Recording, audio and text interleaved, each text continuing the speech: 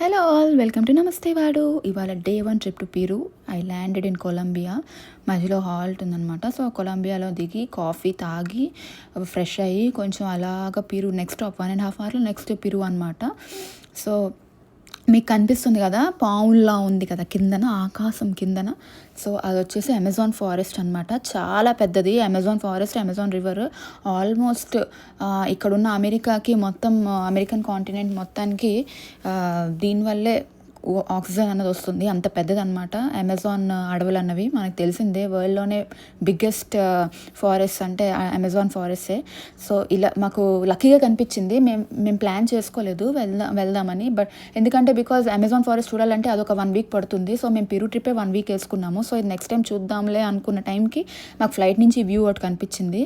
లక్కీగా మాకు ఈ దర్శనం కూడా వచ్చేసింది అనమాట. అంతా అమెజాన్ ఫారెస్ట్ మధ్యలో వచ్చింది. యాక్చువల్గా పెరు నెక్స్ట్ హాఫ్ అన్ అవర్లో దిగిపోతుంది అనగా కొలంబియా దాటాక పెరు ఇంకో 45 మినిట్స్ హాఫ్ అన్ అవర్ దాటింది అన్నాక ఈ అమెజాన్ అడవులు వచ్చాయన్నమాట. సో అలాగా పెరులో ల్యాండ్ అయిపోయాము. కుస్కో అన్నమాట. పెరు కుస్కోలో ల్యాండ్ అయిపోయి హ్యాపీగా మేము ఎయిర్బిఎన్బిలో బుక్ చేసుకున్న హోటల్కి, లైక్ ఎయిర్బిఎన్ అంటే ఒక గెస్ట్ హౌస్ లాంటిది. సో మేము వెళ్ళిపోయాం అన్నమాట. కొంచెం తక్కువకే వచ్చింది బికాజ్ మేము మార్నింగ్ టైమ్స్ ఎలాగో ఉండము, మేము బయట తిరుగుతాం కాబట్టి ఓన్లీ నైట్ స్టేకి మాత్రమే మేము తీసుకున్నాం ఒక 3 డేస్కి. పైన టెర్రస్ పైన ఏమో ఇలా ఉంటుందన్నమాట వ్యూ అంతాని. చాలా చల్లగా ఉంది, వర్షాకాలం. అక్కడ మంచే ఉండదు అనమాట, లైక్ స్నో అది పడ్డం ఉండదు, ఓన్లీ రెయిన్ సమ్మర్ ఉంటుంది. సో మేము వెళ్ళే టైంకి కొంచెం వర్షం పడుతుంది అనమాట.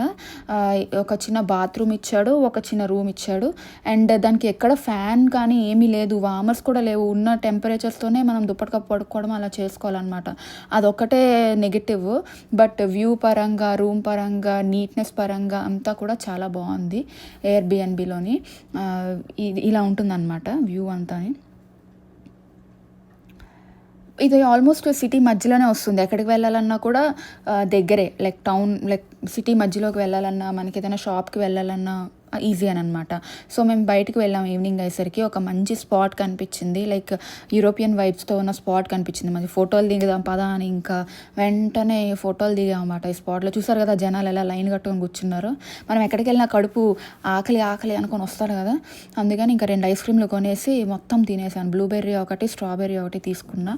ఆ ముందుకు వెళ్తే తినేసాక కొంచెం అలా నడిస్తే ఇదంతా వ్యూ పాయింట్ అనమాట. సిటీ మొత్తం కనిపిస్తుంది పైనుంచి. పైన ఒక పాయింట్ ఉంటుంది, ఆ పాయింట్ ఎక్కేసరికి కాళ్ళు అన్నీ పట్టేసాయి దెబ్బకి.